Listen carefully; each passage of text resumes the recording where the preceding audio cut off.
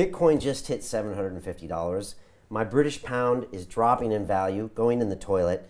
What should I do? What is going on with the world?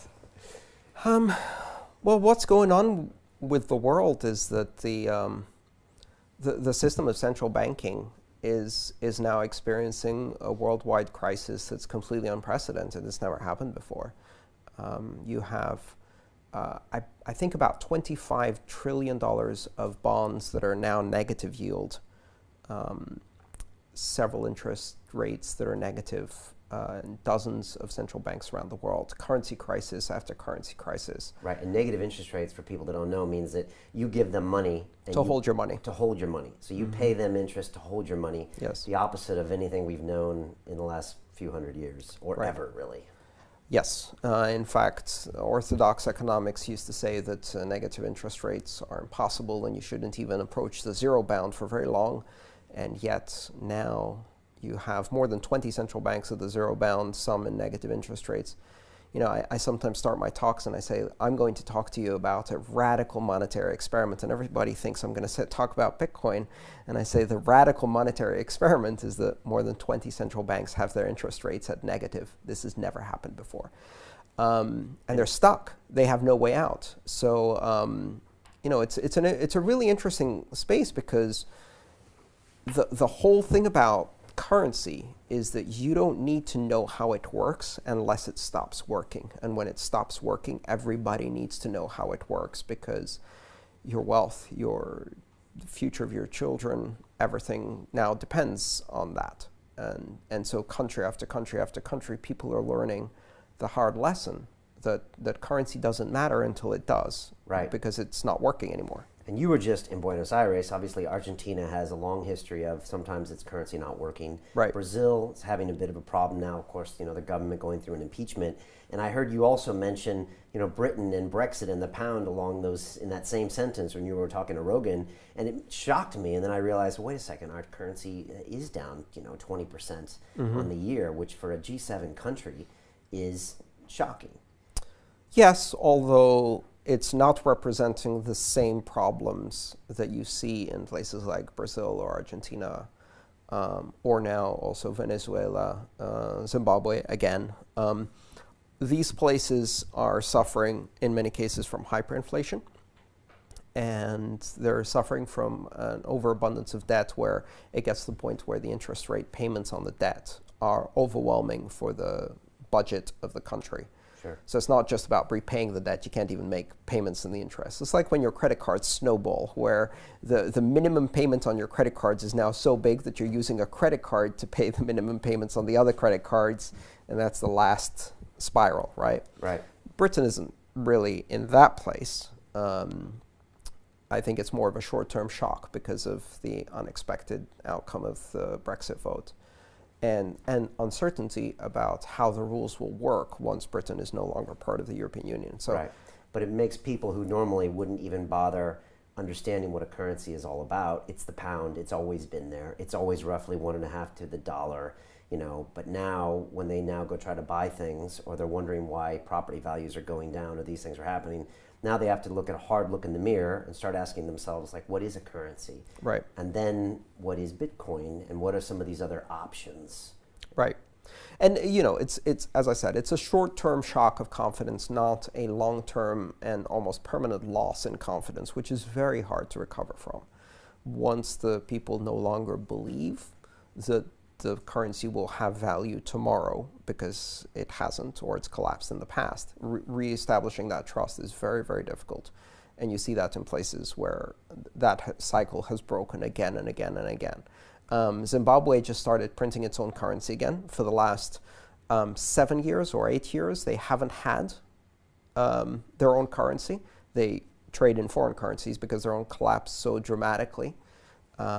They printed, you know, hundreds, then 1,000 Zimbabwe dollar bills, then 10,000, then 100,000, then 1 million, then 10 million, 1 billion, 10 billion, 1 trillion. When you're printing $1 trillion bill, you know you have a problem. And then, you know, you get to the point where, and we're seeing this in Venezuela now, where prices double while you're having a beer in the bar, and they say, okay, for the next round, the price is going to be double. And when people stop counting money and start weighing it instead of counting it, so you see people throwing a stack on. I remember in the previous crisis in Zimbabwe, I was watching a BBC documentary. There's a guy pushing a wheelbarrow full of cash, stacks and stacks and stacks of cash. And they asked him, aren't you worried they're going to steal the money that you have in the wheelbarrow? He says, no, I'm worried that they're going to steal the wheelbarrow, which is worth more than the money that's in it. And they also asked him, why don't you burn it? And he said, because goat shit burns better. These are real currency crises that we should kind of be aware of that are happening. Right, and this is a recurring theme. So in fact, statistically speaking, national currencies have a shelf life of about 30 years before they collapse in value, because no government can resist the temptation of financing profligacy through printing. And so they print and print and print, and they devalue the currency and inflate it to nothing. And they keep printing, and eventually you have this sudden collapse in confidence, and the currency spikes, the inflation spikes, and the value just drops. Yeah, and we've seen this happen in Russia as well. It's not just these small countries that we've never heard of. I mean, we've seen currency crashes. Right. In a country. And it's happened. You can list the countries where it hasn't happened. It's a shorter list than the countries where it has happened. So this is the crisis of central banking, and the problem right now is that it's not just that. What's also happening is this competition between nations. So all of these overburdened nations, right, have enormous debt to GDP ratios. They're over-leveraged, and they need to pay off their debt. And in order to do that, the best way to do that is to inflate the currency so that the debt shrinks in terms of its real value, because the currency is worth less, which is a way of stealing from savers. So essentially you're attacking the savings of pensioners and other savers in the economy in a shadow tax through inflation to transfer money to the government. The government doesn't have savings, it has debt, so it doesn't care if the currency is worthless. Savers lose the value of their savings. So it's a wealth transfer. It's transferring from pensioners, really. And this is the crime that's happening in Greece, my home country, to my parents, and in so many other countries. So people who have saved all their life see their savings diminish. Now, in order for this to work, you have to make your own currency worthless, and this is what the governments are trying to do. The problem is, if you make your currency worth less, other countries that have a trade relationship with you, essentially you're exporting the deflation to them.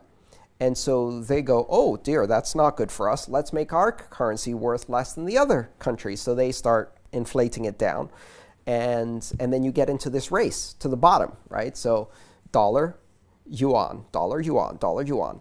And they've been trying to do this. Now the dollar is surging, which is the opposite of what the government wants. Okay. You mentioned Greece, and I think each time, you get asked a lot because you have a Greek background.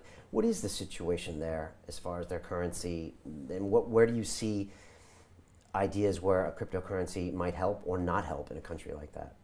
It's a humanitarian disaster is where it is. It's worse this year than it was last year, and it will be worse next year.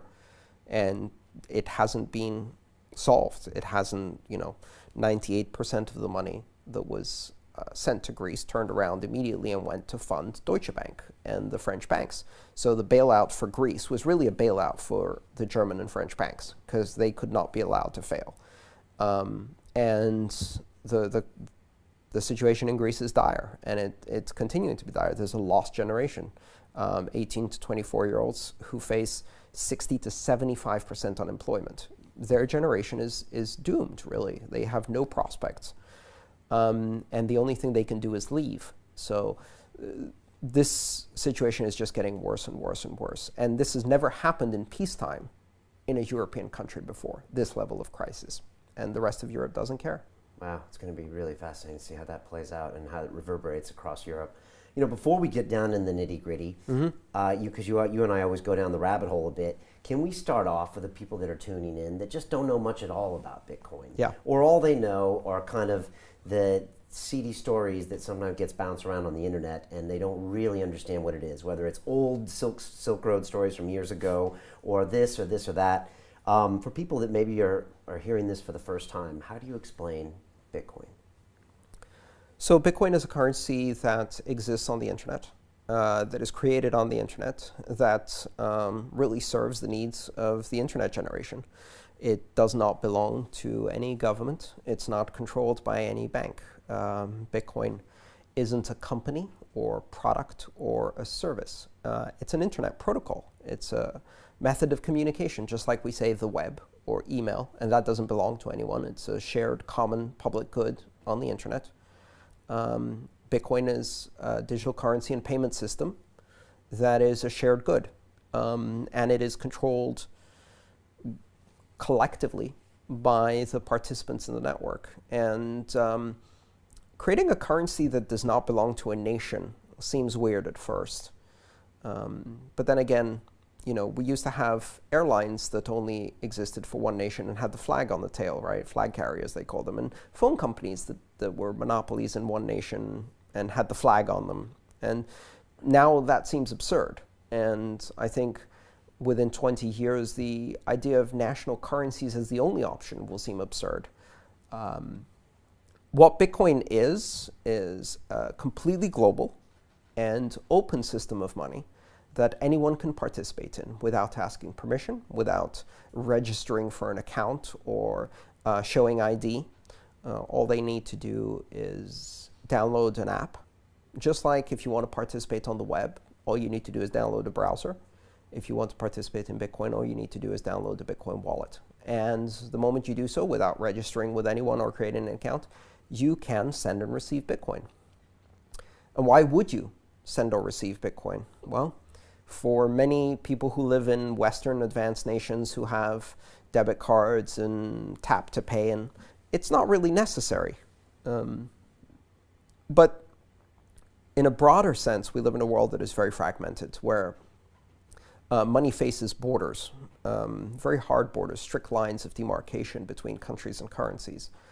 And you have these national currencies that are badly managed by governments and banks in countries where there is very little difference between a government, a bank, and an organized crime syndicate. All three are the same. The governments are organized crime syndicates. Zimbabwe, the banks, maybe, case in point. And dozens of countries are like that. Right. And so what happens when they have a crisis is they take the entire population hostage with them. They shut down the borders. They create currency controls. You can't withdraw money from the ATMs. You can't exchange money for another currency. You go with the ship and sink down with it. And what's interesting is that Bitcoin is one of those things that actually offers a safe haven in that particular situation. But it also allows people who have never had a bank account to connect to a global financial system simply by downloading an application on a very, very simple smartphone or even using text messaging. And there's more than 4 billion people who are in that situation. So the vast majority of the human population have not no banking, but very limited banking facilities, single currency with strict conditions on what they can import and export. And Bitcoin bypasses all of that. It gives everybody a currency that is open and global. And so that creates some very interesting conditions in the world. It allows us to create a kind of unified financial system that exists outside of the mandates of government, that is completely private and is very empowering for individuals. And so scares the hell out of governments and banks. It scares the hell out of governments that find it peculiar to have people in control of their own money, at which point you should really ask yourself, what kind of government is that doesn't believe in freedom of association, freedom of expression, freedom of commerce? That's more of an indictment of that kind of government than it is of Bitcoin. If your government is afraid of Bitcoin, you should ask yourself, what kind of government do I have?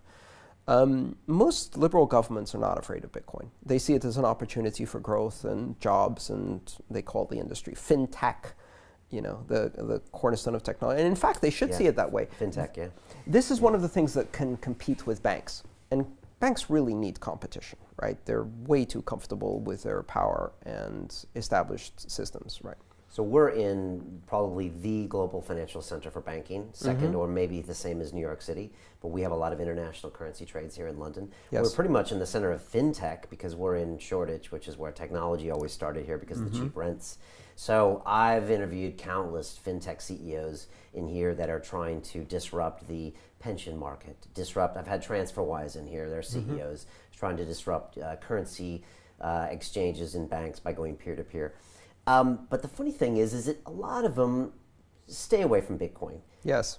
And at the same time, and I'd love to hear your thoughts on it, sometimes the banks dip in a little bit. And as I know you've said before, they'll say, oh yeah, well, we don't want to talk about the Bitcoin, but we want to talk about the blockchain. And they kind of, I don't know, maybe choose and pick based on politics or, marketing, or I don't know. What am I seeing flush out in those movements and those ideas?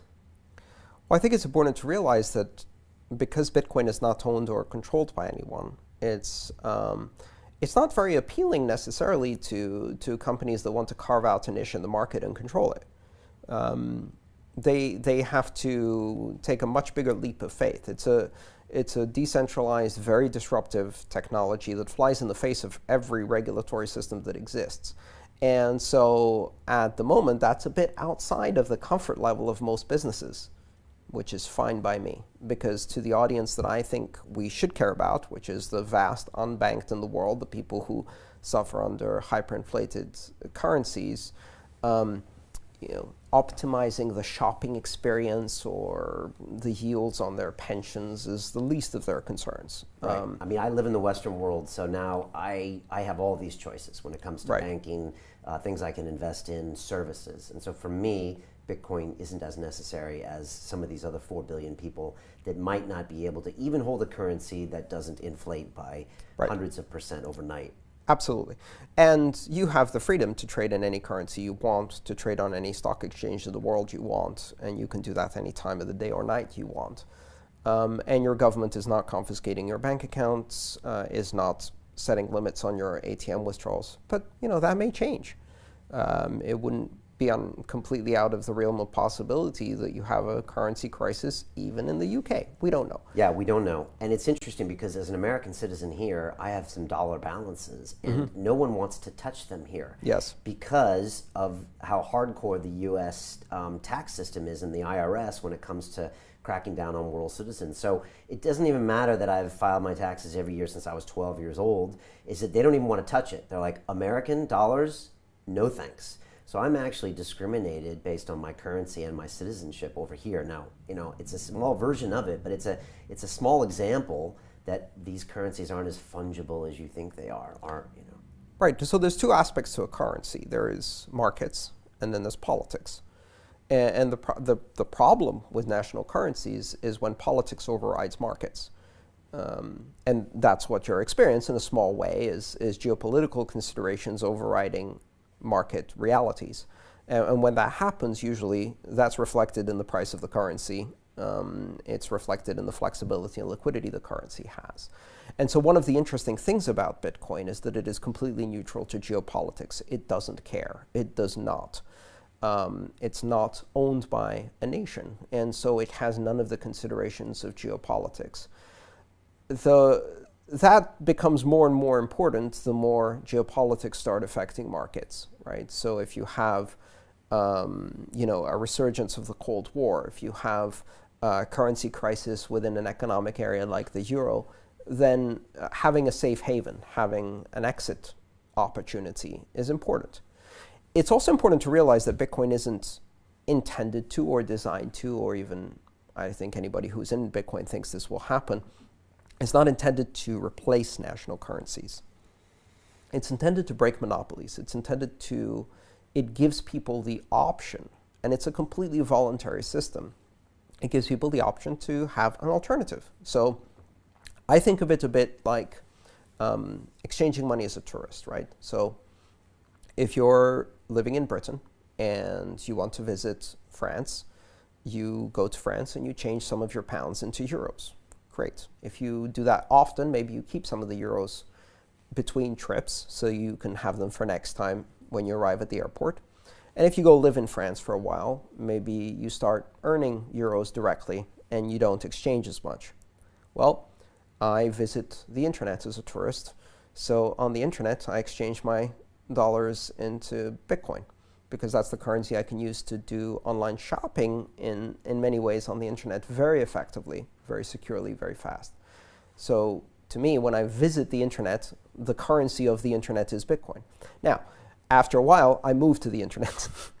And I started earning on the internet. And at that point, Bitcoin became the currency I earned in. And now, when I come to the UK, I'm a tourist here, I convert my Bitcoin into pounds in order to spend it here.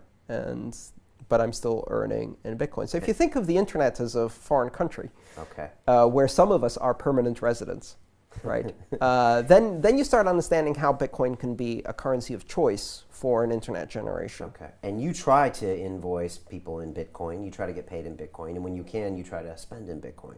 That's correct, yes. And I actually charge more if you pay me in a national currency. So there's a 20% premium if you try to pay me by wire transfer. And the reason is very simple, because every time I get paid by wire transfer, I have troubles. I have difficulties. The bank loses the wires, they get the wrong information, they send it to the wrong account, it's in the wrong currency, and it takes weeks, and it takes several phone calls. And when I get paid in Bitcoin, it's instantaneous, or near instantaneous. Within 10 to 30 minutes, the funds are cleared in my account, ready to spend, day or night. 24/7, 365.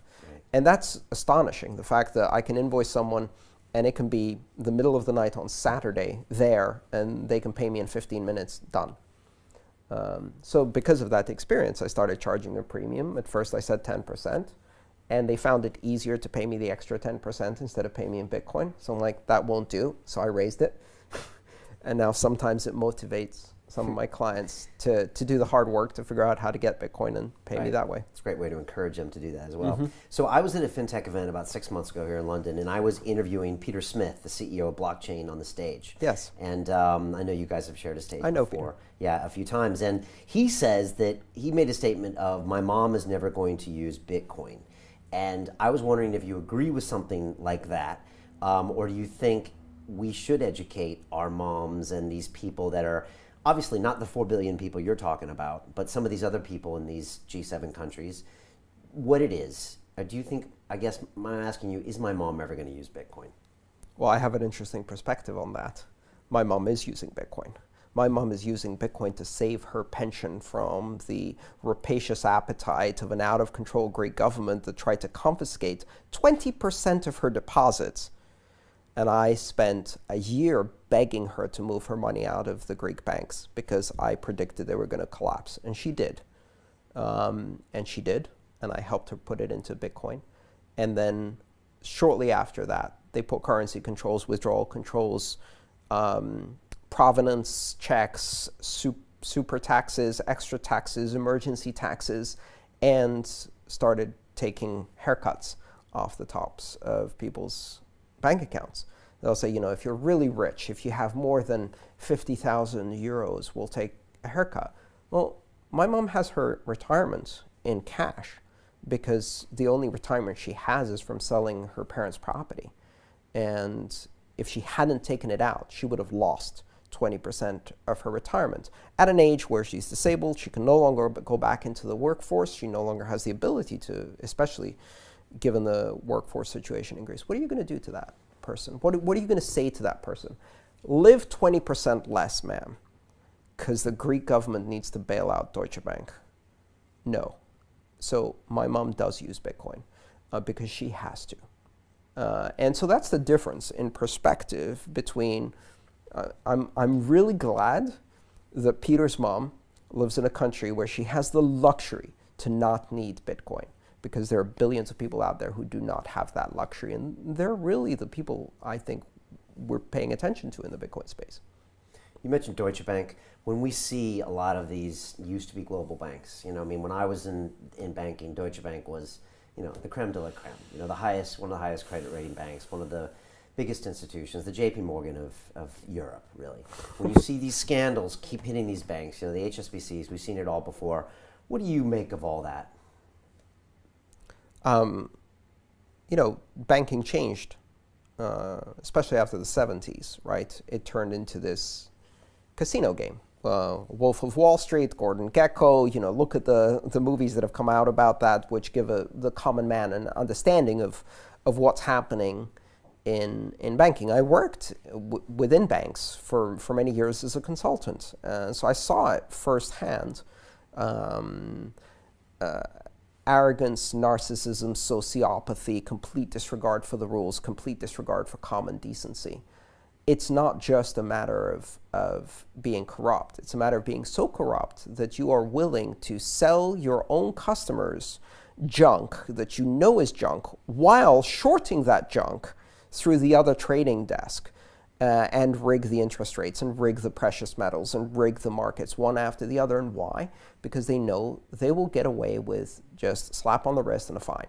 And they just incorporate the cost of the fine into their cost of doing business and then leverage up and do it bigger next time because they get bonuses to force them, to push them into taking riskier and riskier and riskier behavior. So, that's the simple truth, right? Even you see like recently, we saw Wells Fargo, they discovered the scandal that went back 10 years where the bank was having, signing up its own customers for credit cards they didn't want because the salespeople were under pressure. They fired people who didn't meet their quotas. They drove them into these corrupt, fraudulent practices. They opened up millions of fraudulent accounts. The CEO walked away with $200 million in bonuses and salaries during the 10-year period because of driving up the stock price. They're not going to go to jail. They actually fired 5,000 of the lowest paid employees in their bank to scapegoat them. And meanwhile, the head of the department walked away with another $150 million bonus, I think. And so the bottom line is the regulatory system in banks is broken. It's completely captured by the banks themselves, and it doesn't serve in any way as consumer protection. And this culture is broken. And the issue isn't just that they're defrauding customers. The issue isn't just that they're gambling. The bigger issue is that the entire financial system is now an extremely fragile, interconnected edifice that is rife with corruption. The whole system is just completely full of corruption. And it's at a point where it threatens the stability of the world economy, right? So encouraging these kinds of behaviors or failing to discourage them has led to a system that is now a threat to the global economy. Okay. And Bitcoin isn't going to save us, right? It's not. It's not ready. It's not advanced enough. We've got a much bigger problem than any solution we have right now. Right. And when Trump now takes his Secretary of the Treasury, ex-Goldman Sachs. Of course. What do you think of that? Well, I mean, is anybody surprised? I don't know if anybody actually bought that ridiculous platform. Of anti-establishment. Anti-establishment, drain the swamp. I mean, come on. Is a billionaire going to be anti-establishment? Let's be serious. Of course he picked Goldman Sachs to run Treasury. How else? And Hillary would have done the same, right? So nothing changes. This is, as I've said many, many times, the election choices facing Americans were a choice between blue Goldman Sachs and red Goldman Sachs. You can choose the color, but Goldman Sachs is still going to be in charge, and if you think your vote is going to make a difference, you're a fool. There are two ways to express power in this world, voice and exit, as my friend Balaji Srinivasan says. And when voice is no longer sufficient, and sometimes even when it is, exit is a more powerful expression. And exit means get your money out of the system, get yourself out of the system, and reduce your exposure to the ridiculous system as much as you can. Bitcoin is a means to switch from expressing power through voice to exit. And I think that's a really powerful way to do it. Now, does working at Goldman Sachs once in your career make you now not suitable to be Secretary of Treasury? Just to play devil's advocate here, I mean, does it mean that some of the smartest people in banking shouldn't be in that position to know what's up? But it's not just once. These are consummate careerist bankers who have been in and out of the system at several different stages. He wasn't just a Goldman Sachs banker. You look at the previous parts of the resume, and who are you going to get to drain the swamp? The swamp dwellers? They're not going to do the job, right? And keep in mind, this isn't a matter of evil people doing evil things. This is a matter of systemic corruption, because the system itself is geared towards corrupting those who participate, and corrupts them in very subtle ways. They start believing certain assumptions, right? What's good for Wall Street is good for the broader economy, that without these ways of doing things, we wouldn't be successful, or we wouldn't produce growth, or whatever. So it's not as if bankers are evil. Most of the people who work at banks are really nice people. They're really smart people, and I've worked with many of them, and they're really nice. But if you put them in a system that encourages the worst of human behavior, and that's how you get the bonuses, and that's how you keep your job, people gradually start rationalizing, and they rationalize and rationalize and rationalize and become part of the system. And no better than senior executives or managing directors at Goldman Sachs. I mean, they can't see the forest for the trees. Right. Yeah, it's been indoctrinated. I know, I grew up in that culture since I was 21, 22. I went to Wall Street, I got handed the phone, and for the next 6 months, I got shown how it was done. Part of that included, we try to, rip as much money out of every trade as possible. That's what you try to do. That is the mentality of Wall Street, and maybe any other capitalist system, but there it just can get really out of hand really quickly. And risk-taking as well. I mean, banks started off as institutions to hold deposits. Right. And in the 70s, like you said, in 80s, they morphed into these casinos. Well, it was the Glass-Steagall Act. Yeah. It was repealed by Bill Clinton. Yeah, and that was the beginning of the end. Yeah, and that made it even worse. But before that, people were taking these balance sheets and just putting these huge bets, because that just seemed to be the convenient place to do it at the time. Oh, this is the bank, has all these bonds. Well, let's quadruple up and see what happens next. And when I was there, you got paid an annual bonus on how much you made. Now, if you lost a lot of money, you might get sacked, and then you'd go work for Bear Stearns. And then if you made a lot of money, you would get a chunk of it. And so it's in your interest to take a lot of risk. Right. And so that's, like you said, the way people grew up. It's systemic corruption. Yeah. It's corruption through the system, through a system of perverse incentives. And no one is impervious to that. It's not a matter of individual failing of morality. It's that the system is geared towards producing these outcomes. And as long as you don't change the set of incentives and organizational structure, these are the outcomes that will be produced. And the regulators are part of the same system that produces these outcomes, and nothing changed.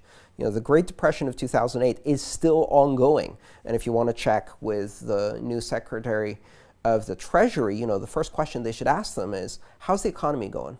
And if they say the economy is growing and improving every day, they are completely out of touch with what's really happening in people's lives. Because the people who elected Trump would say the economy is a complete mess, right? Why? Because there's two economies. There's two economies. There's the economy that the hedge funds live in, because these aren't even banks anymore, they're hedge funds. And then there's the economy that everyday people live in all of the Midwestern states that elected Donald Trump, or that screamed for Brexit, or that are going to maybe elect Marine Le Pen in France, or, these are people who are still suffering 8 years later. With enormous increases. They look at the papers, and the papers say, we have no inflation. The inflation rate is low. Really? If you exclude food, energy, and healthcare, and the cost of rent. Are you kidding me? So if you exclude, living, breathing, getting sick, and living somewhere and eating, sure, there's no inflation. But real people, that's 80% of their paycheck, and that's been increasing at double digits. So, this discrepancy between this bubble that the hedge funds live in and the real world is enormous. Let's talk about Bitcoin and just Let's go back. That up. The history of Bitcoin, I think, is important to know kind of where we are now, because we can learn a little bit about it. Walk us through a brief history of Bitcoin. I think it's at $750 today. It's had a nice run this year. Tell us why that matters. And second of all, I want to quote you one time. I think you said this at a Wired Money conference maybe this year or last year, where you said, Bitcoin, it's not slow jazz, it's punk rock, deal with it. As in, it's something that is, I guess, maybe emerging and new that we're not as familiar, or maybe you can explain exactly what you meant by that. Well, that was a reference to the banks that are trying to sort of smooth the rough edges off Bitcoin and repackage it as the blockchain. So, Bitcoin is open, borderless, neutral, censorship resistant, international money that is not subject to banks and governments. And what the banks want is they take one component of that, which is the blockchain technology, and they say, great, can we take this and turn it into a system that is not open, not borderless, not global, not neutral, not censorship resistant, and completely controlled by banks? No, you can't. And what you want to do is bring in the creative. It's like when they try to do innovation, right? They bring in the creative genius and they say, we love your ideas. We love how independent and creative you are. Now, cut off the ponytail, shave, take off the leather jacket, put on a suit, sit in front of our board, and compromise until you're an empty shell. and then they ask, why is innovation failing within our company? Why? Because you kill it the moment it walks through the door. And this is the same thing with Bitcoin. They want Bitcoin for all of the things, except for all of the things that it is, right? They want blockchain as long as it doesn't do any of the things that the Bitcoin blockchain does, which is empower individuals to get free of the control of banks. And so it's ironic. And that was the essence of my message. Now, in terms of the price and the history of Bitcoin, I think it's really important to not focus on the price itself. The price is important in that it determines the amount of liquidity, the amount of economic activity and investment. Sure, absolutely. And I see a very clear correlation. Every time the price goes up, I sell books, I sell conference engagements, I get more hits on YouTube, all my metrics go up, right? So in some ways, I get kind of whiplashed back and forth because of the price. But the really interesting history of Bitcoin is in the development of the technology. As a technology, Bitcoin has been going through this growth phase very similar to where the internet was in the early 90s. So the core technology maturing, getting more and more robust, getting more and more secure, every attack strengthening the system, recovering from attacks and then getting stronger and more immune to the next attack. And that cycle repeating over 8 years. Something astonishing is happening here. You have a global currency that is not only worth $12 billion in total market now, but has been creating economic activity every 10 minutes, which is the heartbeat of Bitcoin, the blockchain. Every 10 minutes, it has been beating for 8 years nonstop. Has not gone down ever in 8 years, has not been stopped in 8 years, and just continues this relentless beat forward.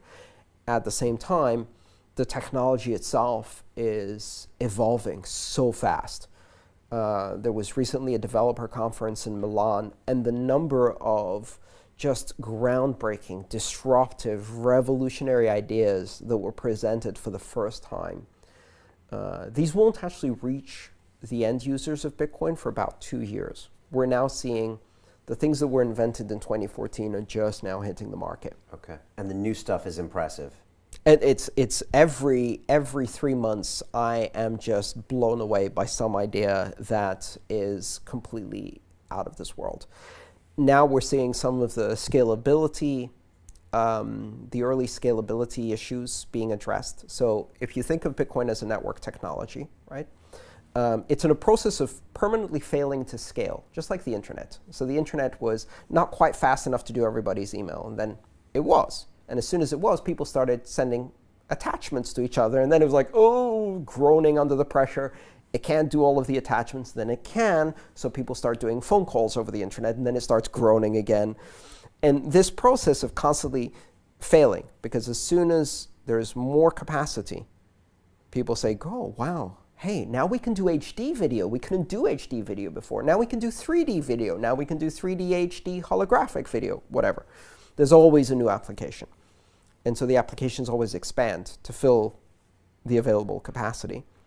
And then it starts groaning again for a while, and people optimize it and improve it. Okay. and expand the scale. Bitcoin has been going through that same growth process. What were some of these moments in Bitcoin where it kind of got through that growth spurt? We're actually living through one of those Okay. right now. Is this the size of the is this the size of the block? Yes, the block size. Block size. Yeah, it's been a big debate ongoing now for 2 years as to how to scale Bitcoin to the next level.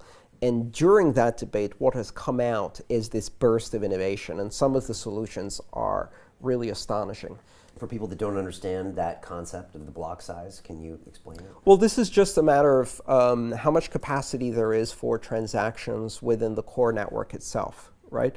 And so there are some fundamental engineering decisions, like, for example, do you make the capacity of the core network itself bigger, or do you build a layer on top of it and that increases the capacity outside of the core network?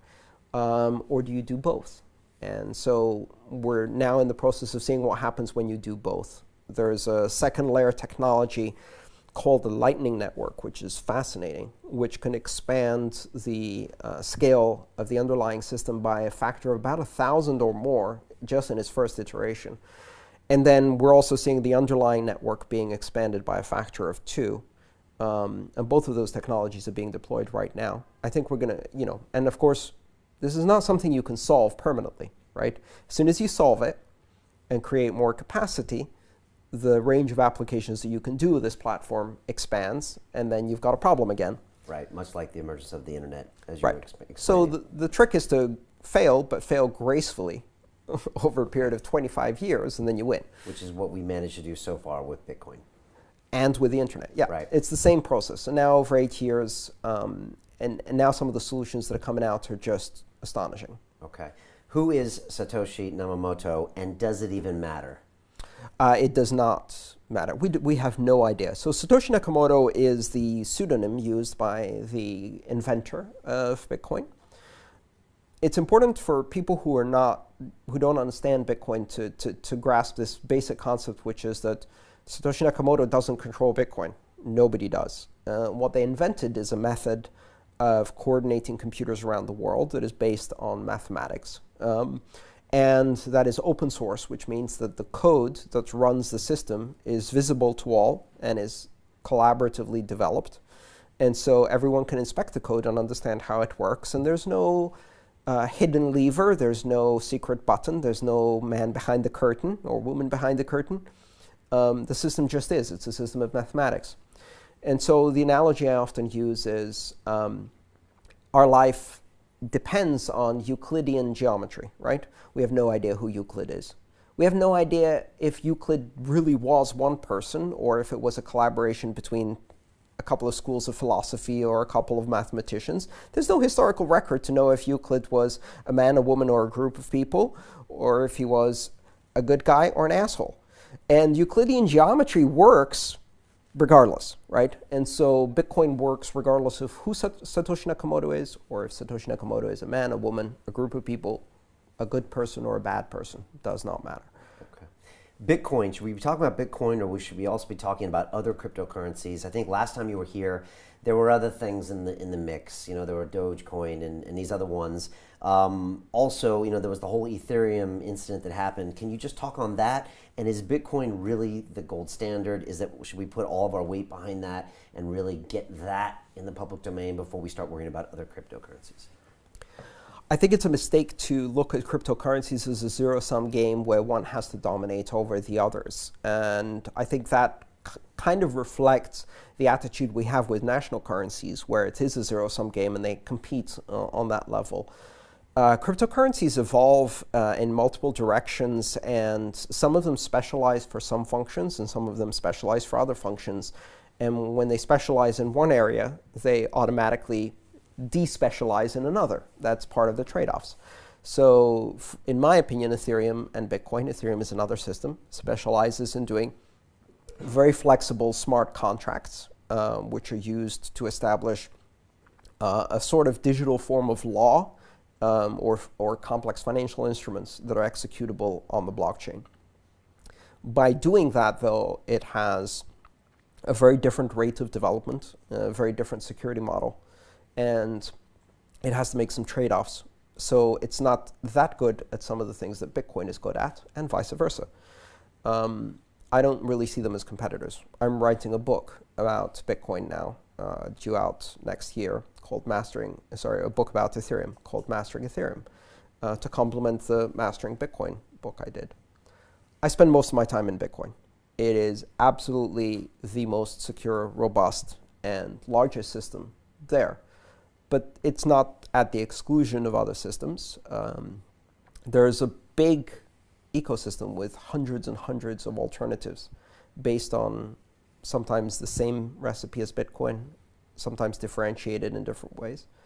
And I find them all interesting. I study all of those different systems, and each one has unique characteristics. Okay. Did Ethereum have a security problem? Did they get hacked? Did some things go wrong? Yes. Yes, and yes. Ethereum itself, no.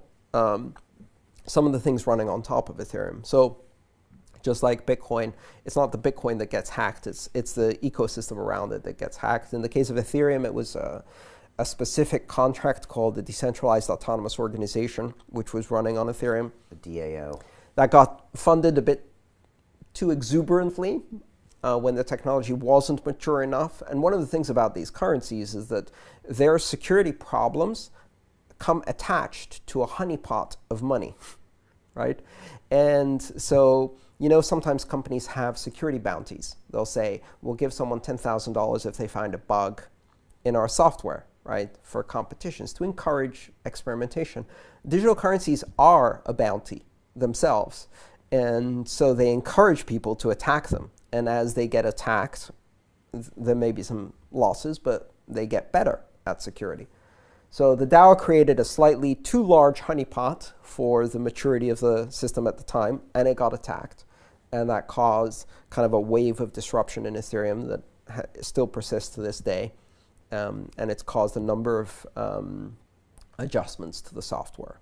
Okay. But that's part of the growing pains, I think it's naive to assume that these things get crushed by problems. Their process of maturing, the process of maturing this kind of digital evolving system involves stumbling, getting up, and getting better, right? And if you think back on the early days of the internet, there were times when a denial of service attack could take down Google for a few hours. Now Google doesn't go down, ever. Just as an example. Is that because they don't get attacked? No. It's because they've been getting attacked non-stop since 1997, and they just get better and better and better at defending and being resilient. And the same thing applies to these systems. Okay. Low points of Bitcoin in the history was what? Silk Road Association, Mt. Gox going down. Mm-hmm. Can you just talk about both of those things and how they're probably not going to be repeated again? Or could they be? They could and they will. So first of all, there's this issue of black markets, right? And what is a black market? Black market is what the people who run the white markets call anything they don't control, is the broad term. It's the market that isn't taxed. And it's also the market where people go to get things that they can't get elsewhere, which usually means things that are illegal in some jurisdiction. But not every jurisdiction is the same, and not what's illegal in one place is not illegal in some other places, right? There are plenty of things that are legal here that are not illegal in France or Holland or America, and vice versa. And so black markets happen, and they've always happened. In fact, if you look at the statistics, I believe the majority, more than 60% of the world economy is in black markets. The minority is in what they call white markets. And the reason people go to black markets, and I think it's important to emphasize this, is not because of a moral failure. The propaganda is that bad people who are immoral go to trade on black markets. The truth is, black markets don't represent moral failure, they represent market failure.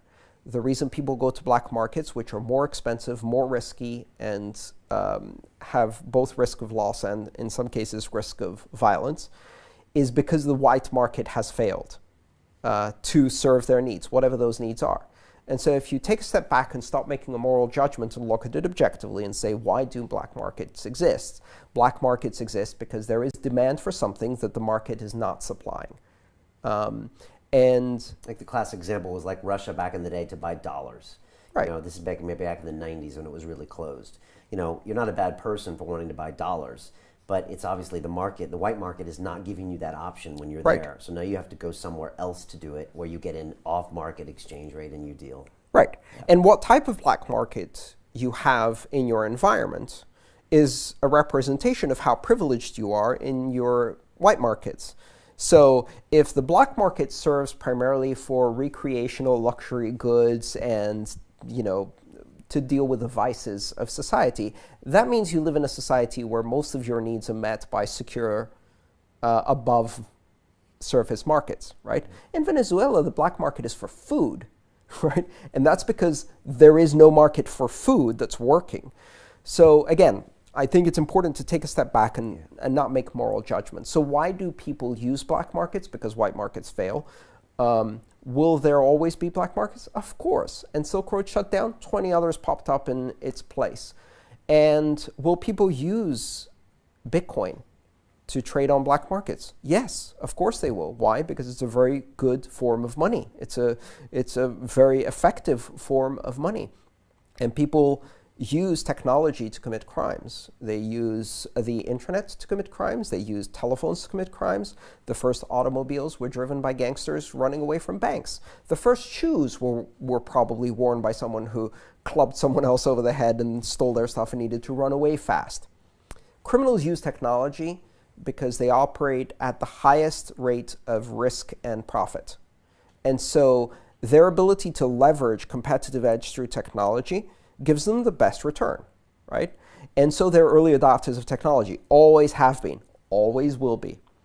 Now, I don't want to be flippant, but the fact that criminals use the technology is really an endorsement for that technology. It means it's better than the other technologies that are out there because they're testing that technology in an environment where things are very difficult and very risky. And so if it succeeds, that's an endorsement. The technology itself is neutral. People can use Bitcoin to buy food. In fact, in Venezuela right now, they are mining Bitcoin to order food from Amazon Pantry. I'm not joking. In a country under currency embargo, they're using Bitcoin to buy food from Amazon and have it smuggled across the border. So good people will use money to do good things. Bad people will use money to do bad things. And that has always been the case. It will always be the case. Exchanges will get hacked. Individuals will get hacked, and there will be money losses. Again, that's not Bitcoin, though. You know, so it's important to look behind the hype. The media loves to sensationalize these stories and paint Bitcoin as something that is weird and deviant and alternative, but it isn't. And if you look back, you'll see they said the same exact things about the internet, right? In the beginning, in the first few years, they said that the internet was a den of thieves, pornographers, and terrorists. And then it goes mainstream. And now, you know, what do most people use the internet for? Posting cat videos. So eventually, as Bitcoin goes mainstream, what will people use it? Well, probably to buy cat videos on the internet. Very well said. I was really enjoying listening to you there. Talk to me about privacy, security, surveillance, and when it comes to what that's going to be like for money in the future. You know, these days, if you want to open up an account in a bank, there's a lot of checks that happen. You know, back when I was in banking, they were all constantly, know your client. What is it? You know, KYC, know your client. That was a big deal. Right. And again, I'm now being discriminated as an American, and like they don't even want to touch my money for certain purposes, let alone trying to find out who's doing what. What is the future of, you know, the privacy of our own money going to look like, and why should we be thinking of that right now? We're sitting at a historical crossroads where the future of money is going to be digital. We're seeing a concerted effort around the world to ban cash, to reduce the availability, the value, and the liquidity of cash everywhere in the world. We just saw India demonetize the top 2 value notes they have. Spain is passing a law to make it illegal to make any transaction more than 1,000 euros in cash. Probably the 500 euro, 100 euro notes are going to disappear eventually.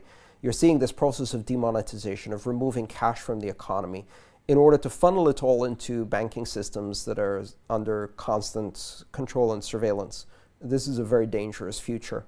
And that's usually because they want the taxation or they want the legislation. Either they see that money used by corrupt parties or they just use that as an excuse to control it. The biggest criminals in the world have banking licenses of their own. They don't need to money launder.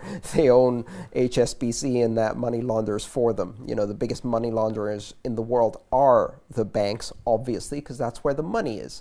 The easiest way to money launder is if you have a banking license. So, of course, the biggest money launderers have banking licenses. These are excuses. What they want to do, of course, is, they say, taxation and corruption. But in fact, this actually increases corruption. So removing cash from an economy and putting everybody under surveillance doesn't mean the criminals can't use money anymore. Of course they can. They will continue to do that. They will always have means of doing it. It just means that everybody else is under surveillance. So you end up surveilling the innocent. And what does that give you? That gives you political control. This is a very dangerous road we're going down. We've never had in the history of humanity the ability to monitor everybody's economic activity all the time. And to give that power to governments without question is extremely dangerous. It won't result in reducing terrorism, but it will turn several governments into terrorists themselves. It won't reduce crime, but it will turn governments into criminals. It won't reduce corruption, but it will increase corruption at banks. And it will put people at the mercy of a system in which at a flick of a binary switch, you can become a non-person. Went to the wrong website, attended the wrong protests, associated with the wrong political party, expressed support for the wrong idea, off. You no longer exist. You can't buy food, you can't buy anything, you can't earn anything, and all of your money disappeared. Because we don't give you a bank account. No, you turn off the bank account. Oh, okay. Why not? Okay. And you don't give you a bank account, right? So, and since you can't use cash for anything, then you basically are a non-citizen. You are a non-person. Right. And what this will end up doing is it will end up putting the burden, again, on the most powerless in our society, right? The poor, those who don't have ID, undocumented immigrants, victims of human trafficking, refugees. These people are going to be suffering the burden to create this bourgeois illusion of safety and give massive powers to governments that certainly haven't earned the trust to have these kinds of powers. That's scenario A. Scenario B is a world in which we have a fully connected economy using a form of currency that is neutral, transparent, global, and open, belonging to everyone, requiring no qualification to enter or access the system, and not under the control of any government or bank. That's what Bitcoin offers. And so you can make that choice once they flip the switch on you, or you can start now. And you can change the trajectory of this world by opting out from a system of totalitarian surveillance. There is no reason why we should accept or believe in totalitarian surveillance of finance by governments. They will not use this to protect us. And maybe here in the UK or in the US, you have kind of the privilege of believing in the illusion that your government is going to protect you if you give them those powers.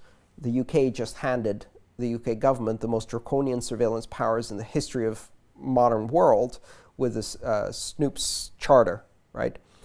Yeah. And with barely any dissent whatsoever. So no dissent was heard now. Well, no dissent is possible now. Try, see what happens. And this is a very dangerous path to go under. And people in countries that have already experienced totalitarian regimes know this, right? They know they can't trust government.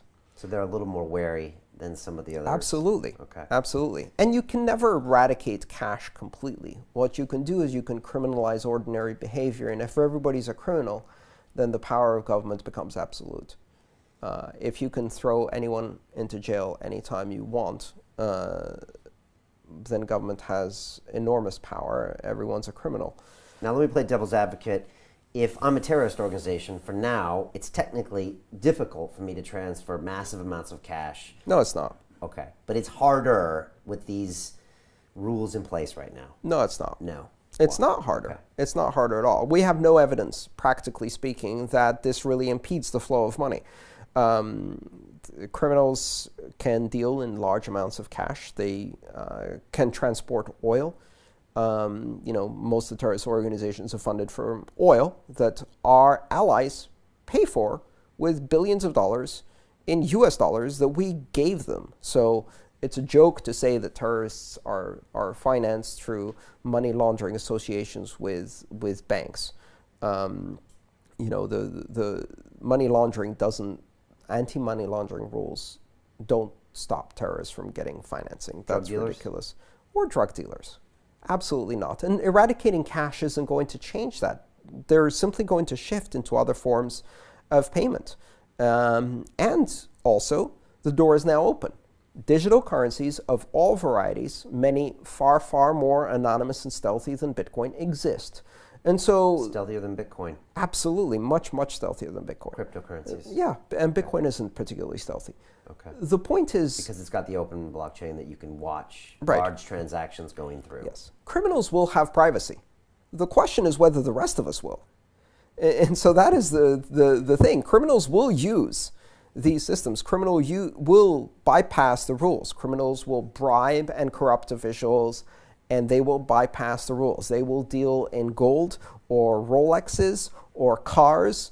In fact, at some point in the height of the crack epidemic, they tried to ban cash in Baltimore in the United States. And criminals switched to using Tide detergent as cash. Fungible, transportable, brand unforgeable, and useful. Just crates of Tide, move it around different Right. warehouses. There will always be criminal activity. That's part of society. Changing the way money works only ends up punishing the innocent. And so criminals will always have privacy. Brian, do you want to also have privacy? Or do you want only criminals to have privacy and only criminal governments to have privacy? That's the real question. So what we should be doing is not know your customer rules. What we should be doing is know your banker rules, KYB, and know your government, KYG. Guess what? They're funding the war criminals. They're funding the terrorists. They're paying the arms dealers. And they're doing it using the banking system that they're supposedly doing oversight on. It's amazing to me that we're looking at Tor browsers and we're looking at crypto emails, and yet people don't even think about their spending habits, which say more about you than your browsing habits. Right. And yet all that information is in these banks or these credit card companies that we don't even think twice of. And I would argue that those can predict your future behavior by a factor of 10 to your browsing habits, or something very, where you put your money says a lot about you. And so that information should be something you take very, very seriously. Most people do not assume they need privacy. And the reason they do not assume they need privacy is because they haven't been persecuted because of their financial activity yet. If you go to some of the countries where they have been, they know that's not something to really feel safe about. In most modern developed nations today, we accept the notion that state and church should remain separate. Why? Because hundreds of thousands of people died through religious persecution when state and church were joined at the hip. You won't really accept the notion that I take for granted, and many people who are in our space take for granted, that state and money should be separate. And the only way to learn that lesson is until people are persecuted for their financial activity. Because if you give the power of government over the church, or if you give the power of government over money, they will use it. And in countries where the government is criminal, they will use it to oppress people. And so having self-expression, the power of assembly, association, expression through commerce in your financial activities and separating state and money should be a no-brainer. It's not yet. I hope we don't have to learn that lesson the hard way. How is this going to play out in the next 10 or 20 years? How is the hard way going to happen, do you think? I mean, I'm sure you can think of scenarios where you hope this doesn't happen, But like you said, it's going to have to be a lesson we're going to probably have to learn the hard way. Yes. Because I have people on here all the time. I have Annie Michon talking about privacy. I had Cory Doctorow over here the other day talking about intellectual property and the fact that we don't even think that we don't even own our IP anymore. Right. And everyone's just, they let it go off their back because it doesn't immediately threaten them. Right. It's like smoking the one cigarette. You don't think about that you're going to get lung cancer in 30 years. How are we going to learn this lesson? How Well, does it play out? I hope we don't learn it the hard way, but, you know, ask a Greek, ask a Cypriot, ask an Argentinian, ask a Venezuelan, ask a Brazilian. They've learned the lesson the hard way, sometimes many, many times over a single generation. Sinclair Lewis wrote a fantastic book called It Can't Happen Here, about the rise of fascism in developed countries. We're now seeing it all across Europe and, in my opinion, in the United States. That is a potent lesson for people. These are the tools of government. And when you give these tools to government, you have to assume what happens if you have a bad election. We just had one in the US, in my opinion. In fact, either way, the outcome would have put the hands and tools of government in the hands of an authoritarian leader. Trump, Clinton, same thing. And now we have an authoritarian leader who has drone power, torture power, surveillance power. What happens if you have a similar bad election in the UK, where the surveillance powers are 10 times stronger? What happens when France goes down that road? It'll be ironic if in the 21st century, Germany saves the rest of the world from fascism. And, you know, we're seeing this. Totalitarian systems are expanding. And it's largely the result of economic distress. Economically distressed populations look for a scapegoat and believe in populist extremist rhetoric, and gradually the bonds that hold society together, the institutions that keep us civilized and keep us free, start corrupting and eroding and collapsing. There's ways to stop that. And part of these ways to stop that is to trust our neighbor more than our government, is to have hope for humanity and be optimistic instead of succumbing to kind of the base instincts of scapegoating and demonizing those who are different from us. And money is certainly one aspect of that. It's a fundamental aspect of social cohesion. It's a language of expressing value to each other. And it's a tool that has always been in the hands of individuals. And if you give that to government, they will use that power for evil. Isn't it funny how we're talking about a cryptocurrency technology that's about money? And if we go down that rabbit hole far enough, we end up saying it's about you and me and Yes. how we relate to each other as people. And if we want to get somewhere as a human race, we need to figure this out. So it's not about tech and it's not about cash. No, it's not. It's about human rights. It's absolutely about human rights, because what most people don't realize is that money plays a fundamental role, just like language and culture, in allowing human organization to scale beyond a band of 100 people or so and to create cohesion in societies that are larger. Without trade, social cohesion falls apart very quickly. Without money, you know, the bonds that tie together and make an economy function, a large city like London, these things start collapsing very quickly. And you see in failed states, very quickly after the failure of currency, you have the failure of social institutions, and things devolve very, very fast after that. So money is this invisible technology, just like language, just like culture, that keeps society able to function at the largest scale of organization without violence. If you take away these tools, or if you give control over them to a small number of people, bad things happen. And we should assert our ability to have freedom of speech, freedom of conscience, freedom of religion, and freedom of commerce. Because from those freedoms, you get freedom of association, freedom of assembly, freedom of political expression. If you don't have freedom over commerce, you can't have freedom of expression and association, right? If the government can watch everything you do, if they can watch every time you spend money, their ability to control your behavior is enormous. And maybe this government won't. Can you guarantee for the next 10 elections that you won't accidentally elect one that does exploit that power. And that's why you don't necessarily trust governments with powers that you're not sure they can't use against the population. You travel the world. Yes. 365 days a year now. You just spent a month in Argentina. You're here for 5 days, and you're somewhere else.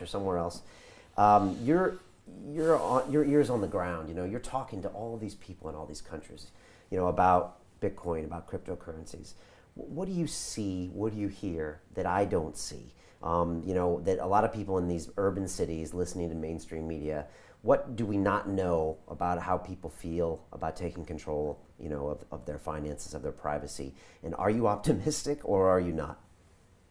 I'm optimistic because through traveling a lot, I see the world from a perspective that is post-national, that is not about nationality.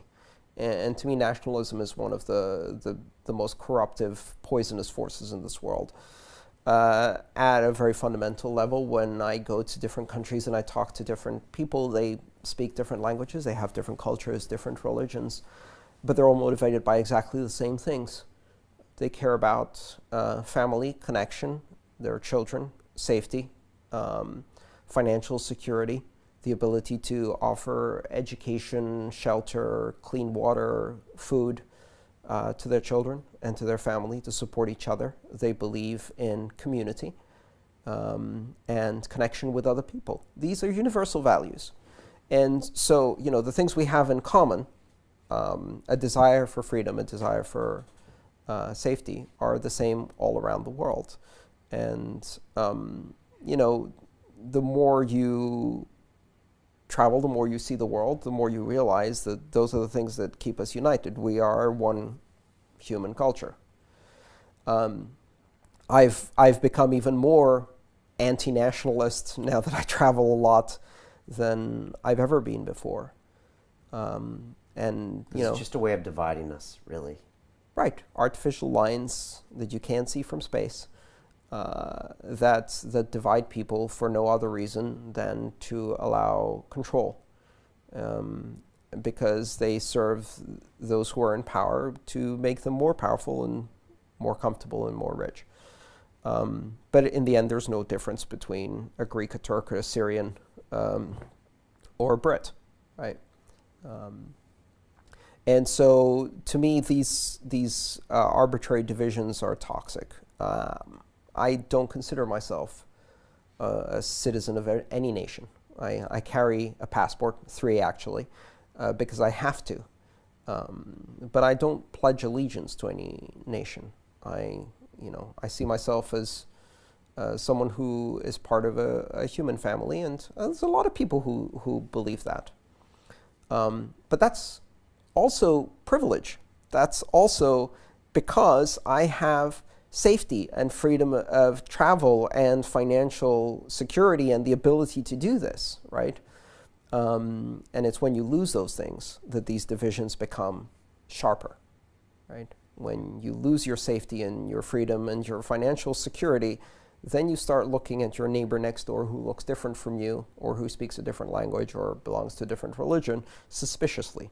And you know, it's really disappointing to see. You know, 2016 has been a shocking year in terms of seeing the rise of these extremist movements all around the world. Tell me more about you. Is it true that when you first learned about Bitcoin, you didn't eat for 4 months? I lost about 26 pounds in 4 months, yes. This is in 2012? This was in 2012. Okay. And it seems like you and Bitcoin, you know, you're like peanut butter and jelly. You were always meant to be together. And yes. When you found that technology in 2012, is that something that happened? You just dove completely into it? Yes, and it wasn't the first time I did that. Okay. It was the 6th time I did that. My first computer, when I was 10, I disappeared for 6 months. My first PC, my first modem, my first access to the internet, my first website. Each one of those was experienced by me as kind of this moment of insight that just blew my mind, and I went with it. That's part of being a geek. I get overly enthusiastic by technology and obsessed by technology, And so I did a deep dive every single time. The only difference is when I was 10 and I went to everyone I knew and I said, these computers are going to change our world, nobody believed me because I was 10. Now I make a career out of doing that, and at least some people do believe me. And you got so obsessed back in 2012 that you just wanted to know more about it until you learned all about Bitcoin and the blockchain. I didn't learn all about Bitcoin and the blockchain. I'm still learning. There is no end to this rabbit hole. The deeper I go, the more I see. The more I see, the deeper I go.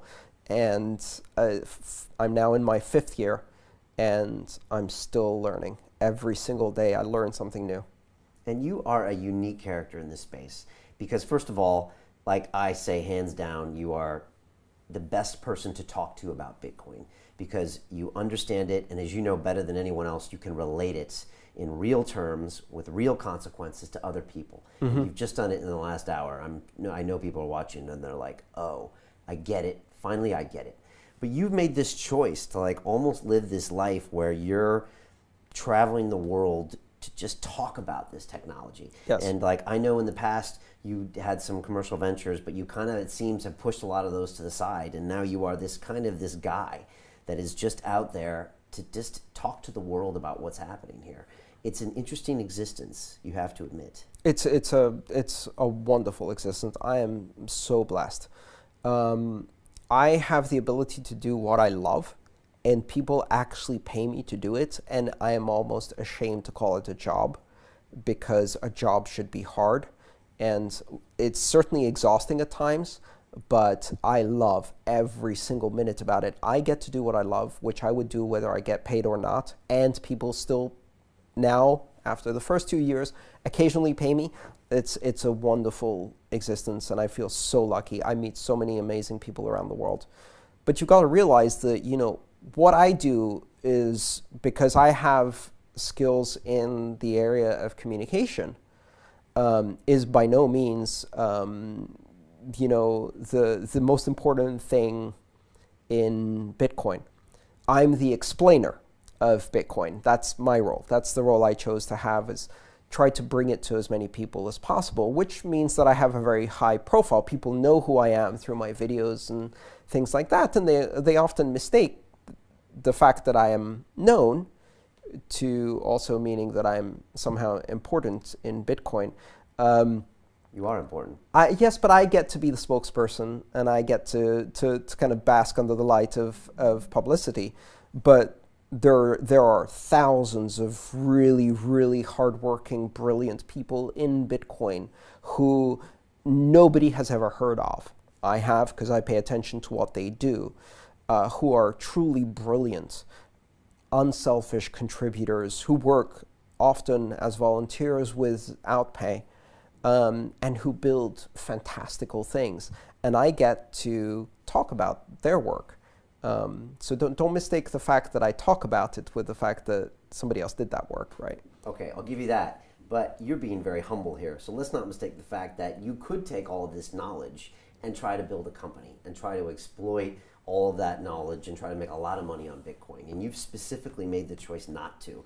Matter of fact, I almost look at you as selflessly giving to the world by going and talking about this technology, because no. You know, you could be making 10x the money you make right now if you wanted to. A lot of people you'll find in Bitcoin are not driven by money. It's really ironic that we work in a space and some of the most important contributors in this space are not driven by money. They're driven by personal fulfillment. They have the luxury of being able to do work that is self-actualizing and empowering and emotionally worthwhile, but is not really that profitable. In fact, if you see someone who's making a ton of money in Bitcoin, they probably compromise quite a few principles to get there. The bottom line is that I love doing this. And so to me, this isn't really a choice. It's not like I said, it's not like I gave up making money to do this. I simply choose to do what I really love doing the most. And I get paid to do it, so I'm perfectly happy. Last time you were here, you wouldn't tell me what city you lived in America. Right. Because it was too dangerous for you to mention that. Yes. Because of the space you're in, there is some types of people, I think, that want to try to get you or come at you. And I had this conversation with Peter Smith off stage, the CEO of Blockchain, and he's like, Brian, I don't say anything about where I live to anybody because people come after me. And I'm like, well, who? And he's like, I don't even know, but they do come after you in this space. Even though it's not like he's trying to do something bad for this space, he's probably trying to do something good for this space, as are you. But why is it dangerous, or why do you have to be very careful about the information you give out there? You know, I mean, there's probably one out of every 1,000 people is a sociopath. That's the bottom line. And if you do something that is high profile enough in a space that is that draws a lot of attention, especially a space that is related to money, and people see that and maybe think that I have a lot of money or Peter has a lot of money, which is usually not the case. But also people get very passionate about these topics. And sometimes with that, if you combine that with someone who has some mental issues, it can be dangerous. The good news is I don't have to be vague about where I live anymore. I can tell everybody I live at Airbnb, full time. Where? Everywhere. Right. And so, yeah, and a lot of these people are probably great hackers as well, so they can probably find out information and do things as opposed to, say, other fans. Yeah, it's fantastic. They will find out where I live, and a week later I won't live there anymore, so too late. Bye-bye. Right. So it's just part of the job, and you roll with it. Yeah, I mean, I had to get used to managing my privacy and managing my security in a very different way than I did before, but it's totally worth the opportunity to do something that I feel is really important, and it's extremely fulfilling. So I just look at it as part of the job. Okay. So no more email accounts getting hacked and credit cards getting hacked and strange things you know, sent to your home nowadays everybody has to do security, and I used to work in the security space, so I've always taken that approach with my life. Everybody needs to do that now. You have to become security savvy. It's part of living in an interconnected world. Okay. A lot of people watching are taking things more seriously, the way you talk about their money, their own privacy, because I think that's a really big deal. What should they do? You know, say a lot of people watching us are in the G7 or the G20. They're probably in a situation where they have options when it comes to where they can put their money. Should they go ahead and get a Bitcoin wallet and at least understand how this technology works and starts trading? What are the next steps they can take to just get a little more freedom, to open their mind a little bit, to understand more? Well, just because we had this really very serious conversation about very serious issues of geopolitics in the future, doesn't mean that Bitcoin is very serious. I mean, at the same time, it's a lot of fun. It's a really exciting technology. It's a really exciting space. Like, remember what it was like when you first got on the internet? You're like, oh my God, I can talk to all these people all around the world. How much fun is that? Yes, it was empowering for dissidents in China to be able to voice their opinion, but it was also fun, right? So think of Bitcoin that way. It's a technology that opens doors for you. It opens the world up to you, and it's a really fun technology, especially if you like technology. Seeing what the future of money is going to bring and getting that glimpse early, participating in this vibrant community that's full of innovation and creativity and really, really smart people, playing around with these technologies so you can see how they work. I mean, do it just for the fun. And I always make sure to tell people, do not invest your life savings in Bitcoin. It's extremely volatile. Right. It's an experimental technology. It's at its early stages. It can move a lot in a day. Can you explain why it's volatile? And because a lot of people don't have a concept of why or what even volatility means. So volatility means that you buy a Bitcoin, you spend, maybe you buy 1/10 of a Bitcoin, you spend $75 equivalent today, and tomorrow morning it's worth $65. And you're like, what the hell happened? Where did my $10 go? And then the day after it's worth 78, and then it's down to 60, and then it's up to 80, and you're like, what the hell is going on? That's what volatility means. Okay, got it. Now, it's getting less volatile with time. Volatility is a function of how big the economy is. Think of it as two seagoing vessels, right? And you've got the US dollar, and that's like the Titanic. It's bloody enormous. There's waves. Titanic sank. Yeah, well. Is that a reference? That's not a coincidence. Okay, so it's a big boat. It's a giant cruise ship, right? And so what happens when waves bash against the cruise ship? It barely moves. right? Because it's displacing 800,000 tons of water. And then next to it, you've got this Bitcoin, and it's like a little inflatable speedboat, right? Like a Zodiac. And every time it hits a wave, it bounces. And that's simply a matter of size. As it gets bigger, and we've seen that over the last 8 years, the moves go in a narrower and narrower range, and it gets more and more solid, right? But it still gets pushed around quite a lot. $12 billion sounds like a lot of money, but in terms of national currencies, it's smaller than a Caribbean nation. And because it has global reach, but not yet global size, it gets pushed around a lot. So don't think of Bitcoin as an investment in terms of funds. Maybe you want to diversify a bit, put a bit in to try and see how it goes, but certainly don't invest even a significant amount of money into this technology unless you know exactly what you're doing. Very few people do. Unless you understand how Bitcoin works, you should not be investing large amounts of money in it. That doesn't mean you can't go out and buy half a Bitcoin, 2, 3 Bitcoin, whatever, and try the technology. A lot of times people think that it's expensive, but you can buy 1/100th of a Bitcoin.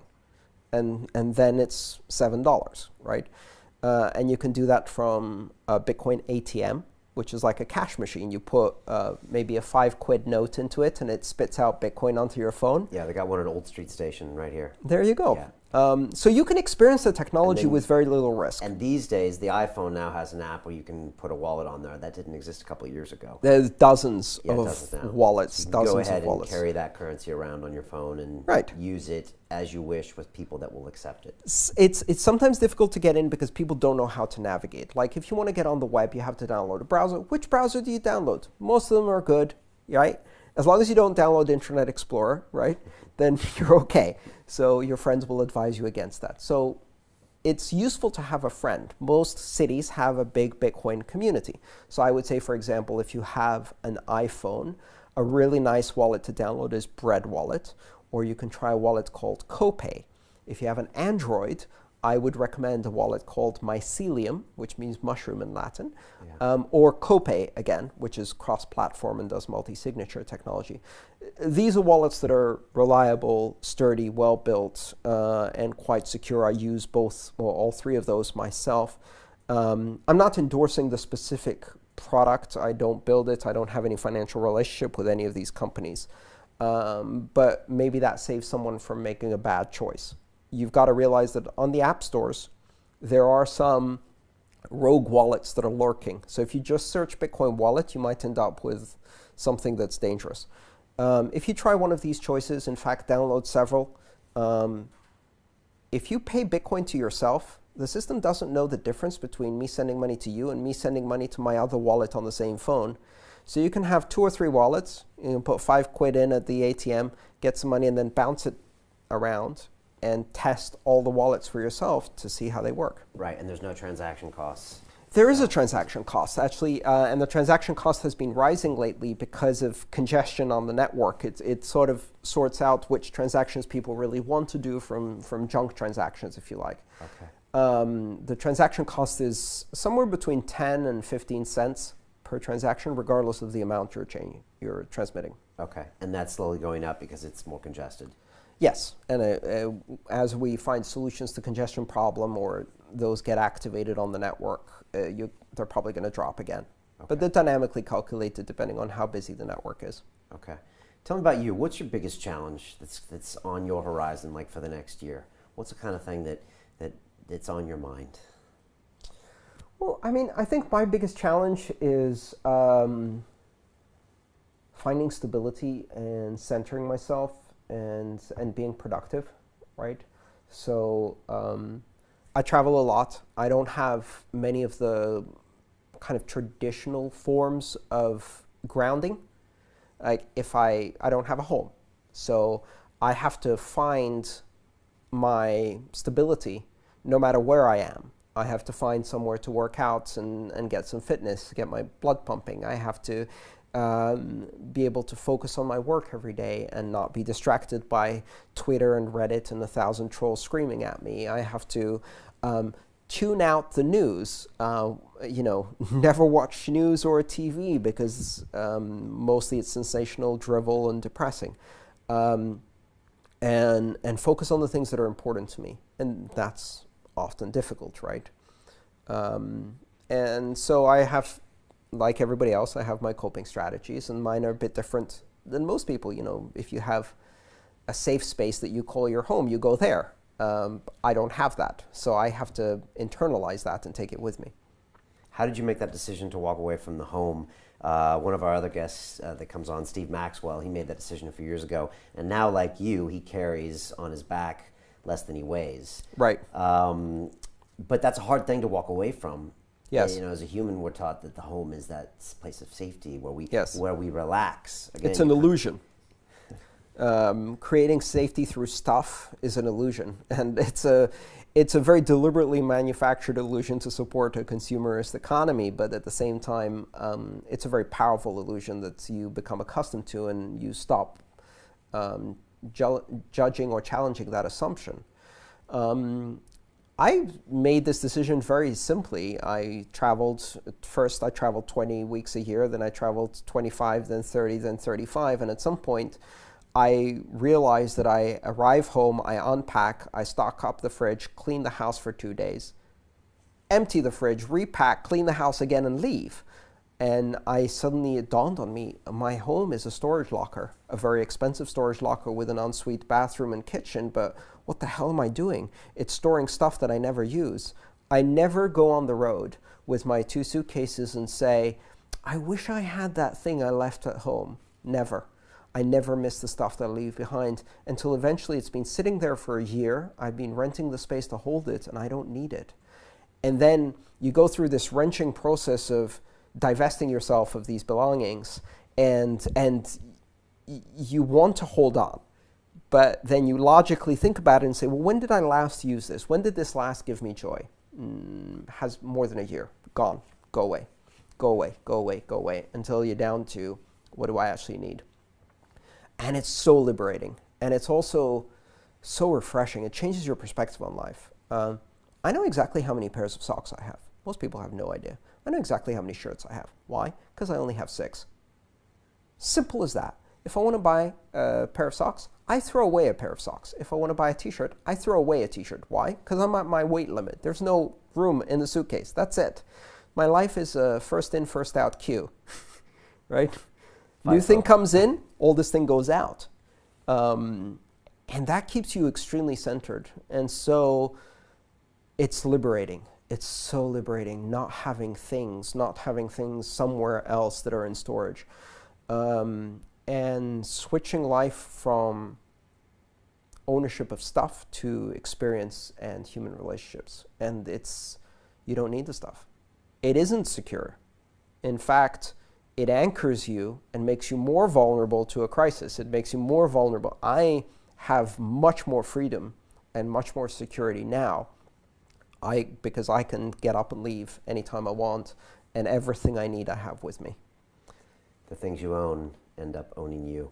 Right. And you don't realize how true that is until you stop owning things.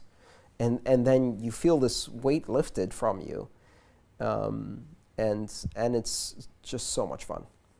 What's something you believe that other people think is crazy? Where do I start? I mean, I believe a lot of things that other people think are crazy. I don't believe in the security of home or belongings. I don't believe that nations exist. I don't believe that that the future that we expect will happen. I don't believe that the present we have will continue. You know, these grand illusions of humanity is that every generation thinks that the world has always been as it is today and will always be as it is today. And the truth is exactly the opposite. The truth is that everything is transient, right? And the world could change dramatically by tomorrow. And the only question is, how flexible are you? How adaptable are you? And I luxuriate in being adaptable, which I tell other people, and they are terrified by this idea. The idea of not having a home, the idea of not having a steady paycheck, the idea of not knowing what I'm going to do 2 months from now. I have no idea where I'm going to be. That's it. My horizon is 2 to 4 months out. And after that, I have nothing. And that doesn't terrify me. That means that anything is possible after these 4 months. I might be living in Japan. I might be earning money through a different source than I am today. And I'm comfortable with that. And it's funny when I talk to people who do not live this lifestyle, how absolutely imprisoned they are by their own assumptions of fake things that don't exist in reality. People are prisoners of systems of thought that exist only in their head, things that are completely imaginary. They're from religion to nationality to culture, language. All of these things are human constructs. They don't exist. What exists is this, right now, right here, not tomorrow. The future doesn't exist. All of that's just an illusion. And so I find it really quite liberating. And people think that's crazy. And I really don't care.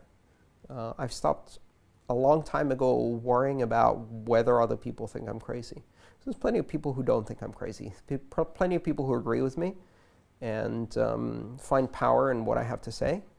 And I can choose to relate with them.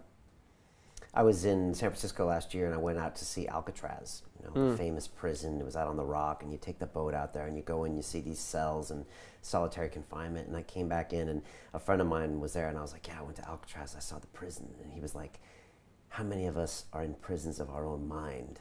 And it really just hit me that, we're pointing at this place over there where these people are trapped, when in fact, so many of us construct these realities in our brain that keep us petrified in these places, not moving, and we don't even examine those. Right. So thank you for reminding me of that. When you think of the word successful, who comes to mind? What types of people, or is it a person living or dead? I'm always curious. I don't know. I really don't have heroes or icons like that, honestly. Because I think I think people are too complicated to simply look at a person and say this person is successful, because it depends. Successful in one part of their life. If you look at any of the people that are often quoted as heroes or role models, etc., you find that they are narrowly successful in one part of their life, often wildly so. And yet there's a dark other side. There's human failing. There's ambiguity. Of course there is. They're human beings. They can't be successful at everything. That would not be human. So everybody has multiple sides to their life, right? And you can have people who are, to take any of the great icons, people who get quoted often in the United States, for example, and you see, this was a fantastic early pioneer of human rights who also owned slaves, a leader of the civil rights movement who beat his wife. These discrepancies are part of what make us human. So I don't really think of anyone as a role model like that. I think we all have our own path, right? So, and we all have our own failings. Mm-hmm. What keeps you awake at night? Not much. I sleep quite well, actually. Jet lag keeps me awake at night. But for the most part, I'm happy with ambiguity, and I'm happy with uncertainty. I accept that I don't control things.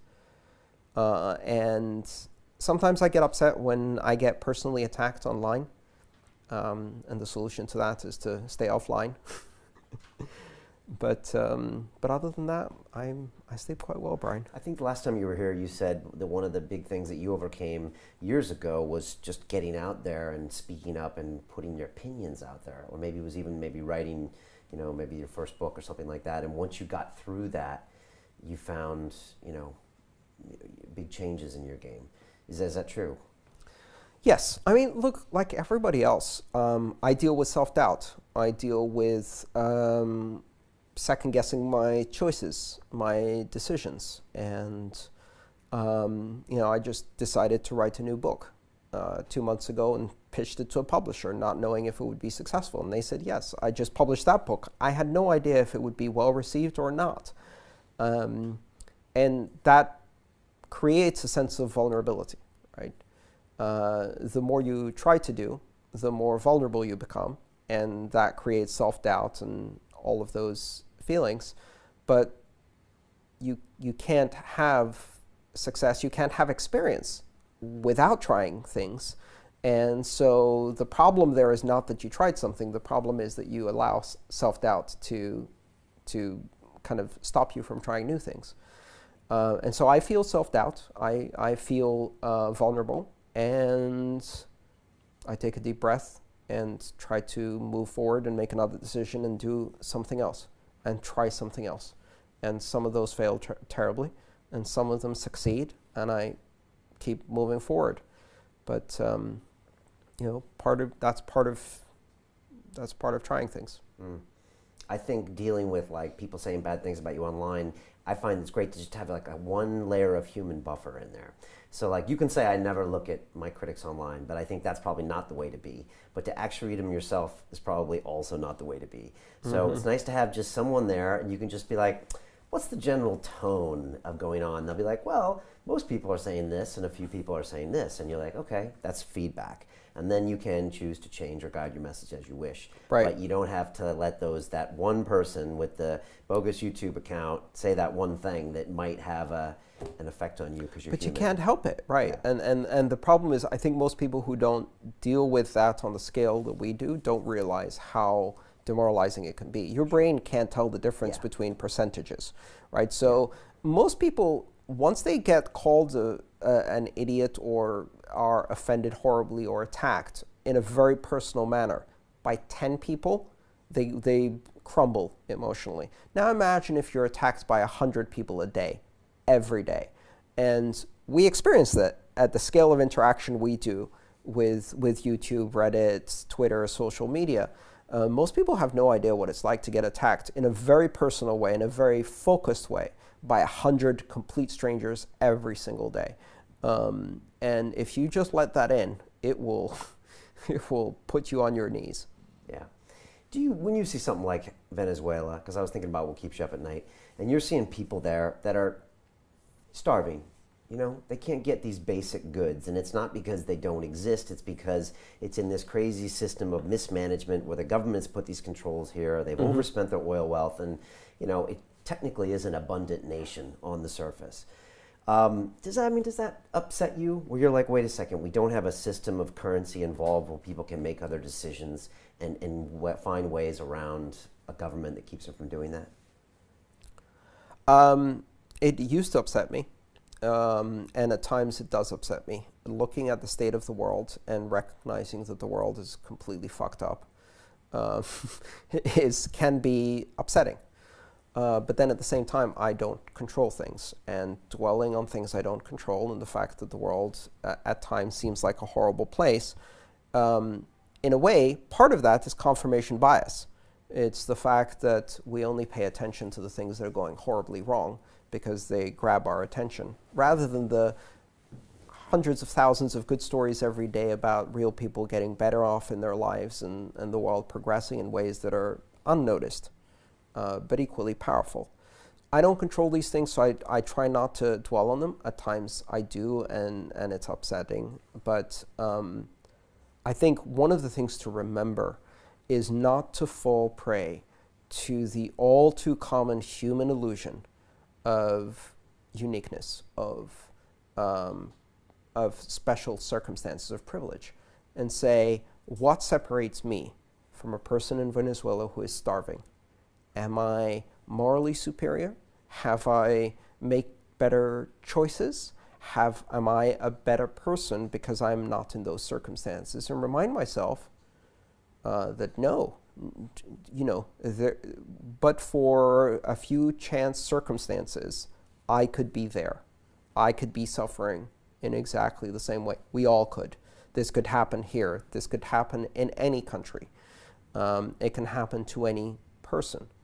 And so you can look at that and be terrified by it. You can look at it and it can either fill you with dread or it can fill you with compassion. And you can say, well, what can I do to help there? Or how can I learn from that lesson and be more vigilant in my life?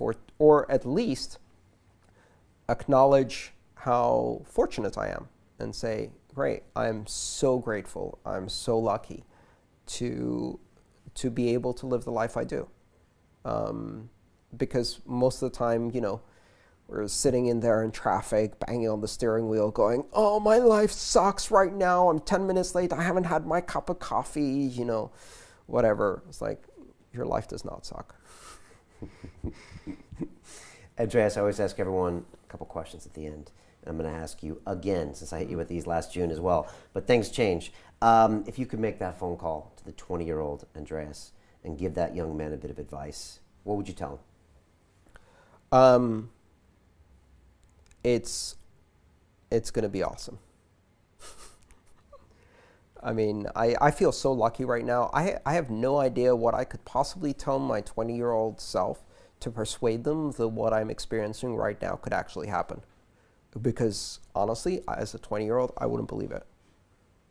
Go back to a 20-year-old self. I've just barely left Greece, and I'm living in London, and I'm lonely, and I'm a student. I'm in a foreign country. I'm disoriented. I'm young. I'm immature. My life seems really not so fun. And what I thought was possible then and what has actually happened in my life are just so different. It's amazing. Well, you're reaping the rewards of these things you're doing. You have a real community of people that need you, and you're out there giving information to these people. You're really giving a lot. You add just massive amounts of value in your life, and you're doing that to people on a global scale. Through your videos, through all the conferences you go to, and so I think you're reaping the benefits of living a life that way.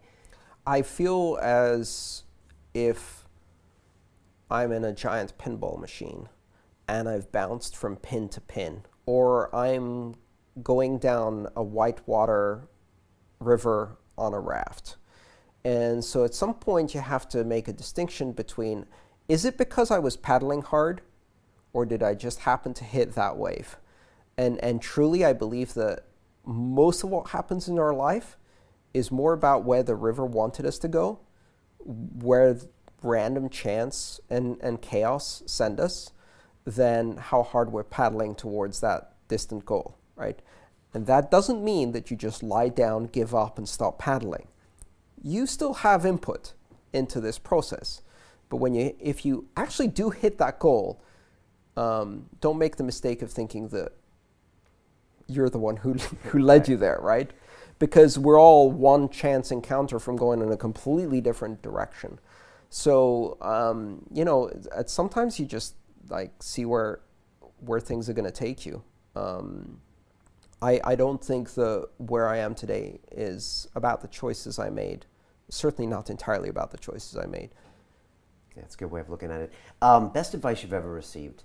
Could be something about technology, about speaking, about writing, about anything in your career, but is there something that sticks to your mind of yeah, I remember that, something your mom said, anything?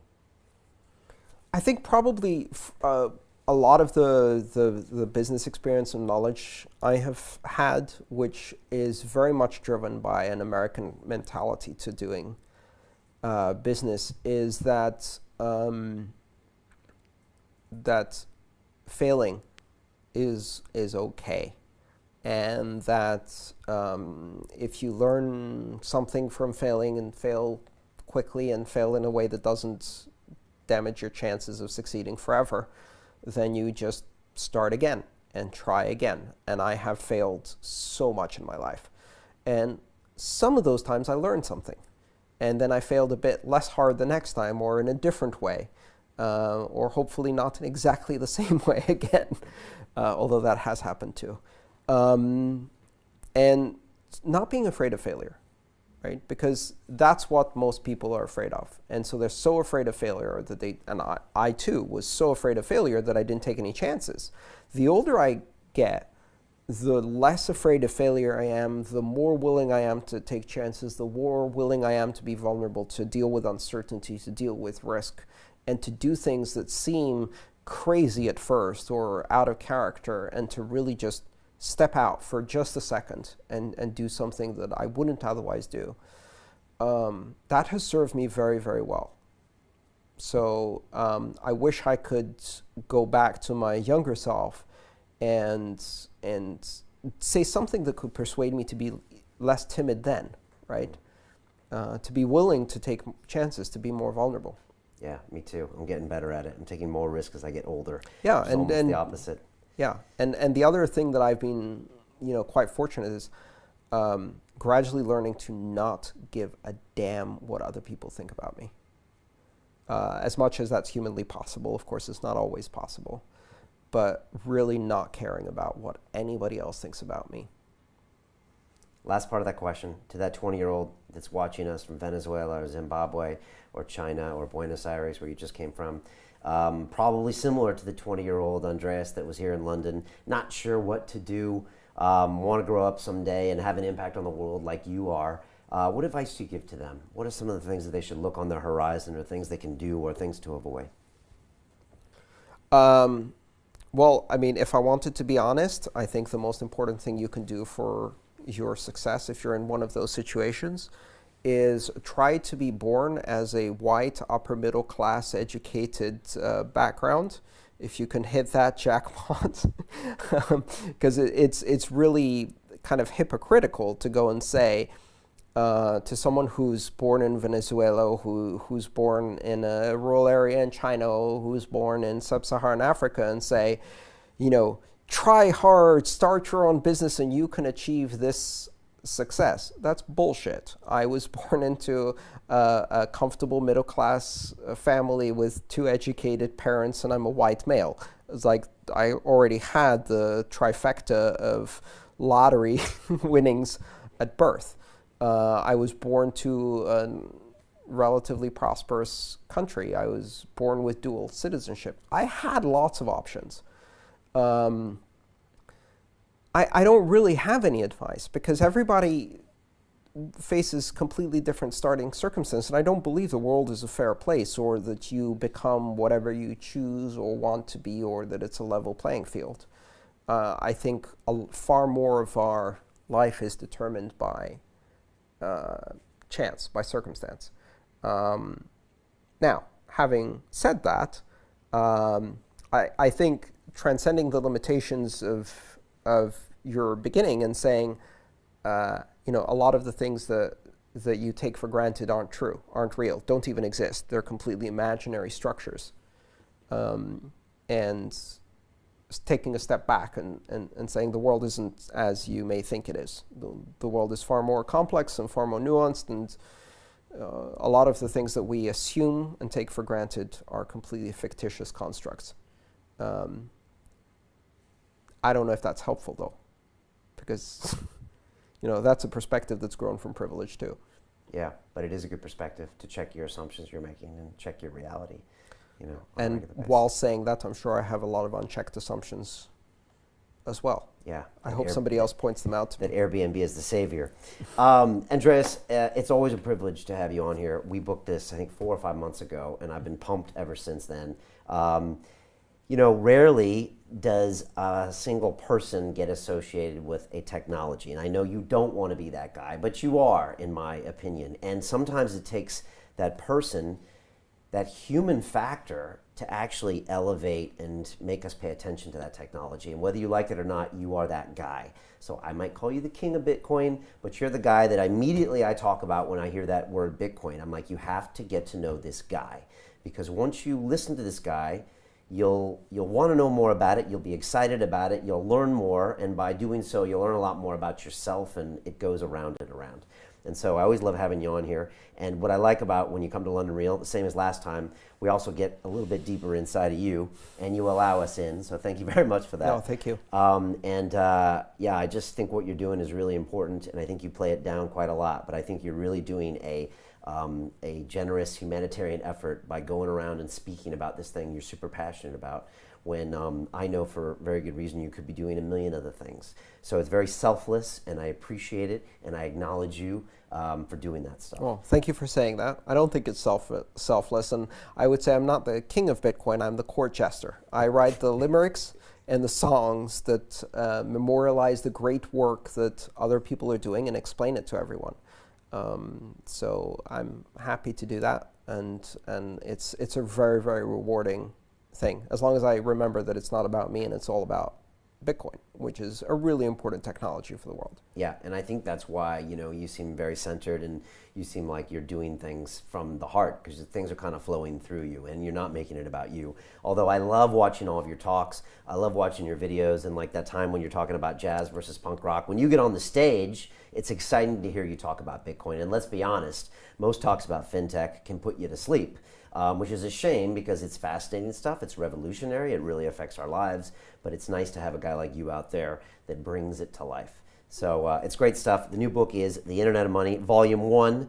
2's coming, more books are coming, and if you want to watch all of the videos on Andreas, you can find them now, because you're now a fellow YouTuber. Yes. So welcome to the club. Yes. How do people find your YouTube channel where they can pretty much watch all your talks, right? Please subscribe to the channel. That would be great. Yes, exactly. It's Andreas Antonopoulos. If you just search for my name, or if you search Andreas and Bitcoin, you'll find one of my videos on my channel fairly easily. And I'm also on Twitter. Twitter handle is AANTONOP, and that's also my YouTube handle. Yeah, and you're quite active on Twitter, and you're Yes. always out there. And if you can go watch Andreas talk somewhere publicly, go find him and go travel the world until you meet him. And open invitation, would love to see you here in another year, 18 months, and find out where we're at with Bitcoin. You know, maybe it's at $10,000, maybe it's not, who cares? But it'd be very interesting to see the Trump administration, where we see privacy when it comes to our commerce habits, and whether people are becoming more aware, whether there have been a few flagship events that scare people, or whether we're slowly being dulled into this sense of lackadaisicalness. I hope not. So, Yeah, but yeah, we'll keep talking about this stuff. Absolutely. Thanks for having me. I really appreciate it. My pleasure. As we say on London Real, it's about the journey. You are on a constant one, but I wish you well on yours, and all the best. Thank you. Cool. Thank you, man.